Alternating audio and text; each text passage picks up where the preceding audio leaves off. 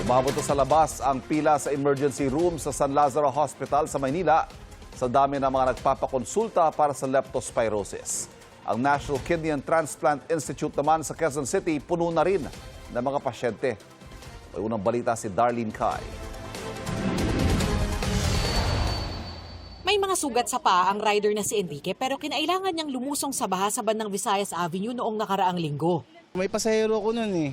Bali, na traffic po, nagmamadali rin po siguro si customer. Kaya kinakaya ko naman na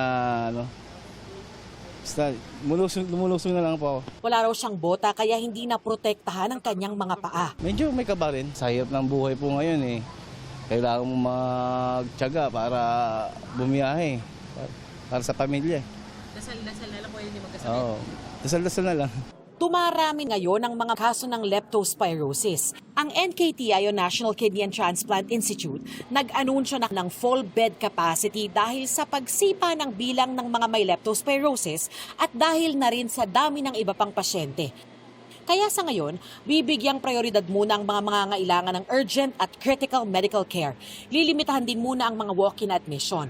Inabisuhan na muna ang mga mangangailangan ng elective o non-emergency admission na makipag-ugnayan sa kanilang doktor. Sa emergency room ng San Lazaro Hospital sa Maynila, may pila na sa labas. Karamihan sa kanila ay magpapakonsulta para sa leptospirosis. Presently, ang aming emergency room capacity, maraming mga nag-aantay na mga leptospirosis patient sa aming express lane. Presently, mga umaabot na kami around 300 to 500% ng capacity namin ng aming emergency room. Isa sa mga pasyenteng nakapila si John Mark na lumusong sa baha noong Lunes. Napilitan po kaming bumili ng mga pangangailangan. Ayon sa kinabukasan, bigla na lang din pong nilagnat. Yun mga sintomas ng lepto, yun na yun. 4 na oras na silang nakapila rito ng kanyang biyenan na sinamahan siya. Sa dami po, umuwi na nga lang po yung iba, sumuko. Total, nandito na rin po kami. Kaya talagang sacrifice po.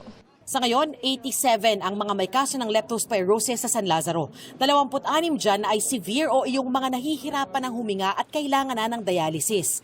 3 pasyente na ang namatay sa leptospirosis mula August 19 hanggang 22. Actually, medyo alarming. Usually, ang incubation period ng leptospirosis is between 2 days up to 30 days.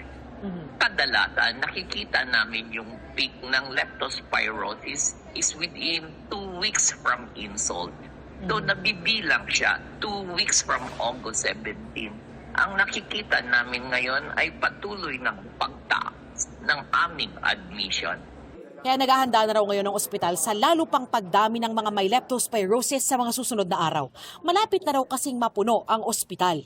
Ito ang unang balita. Darlene Kai, GMA News.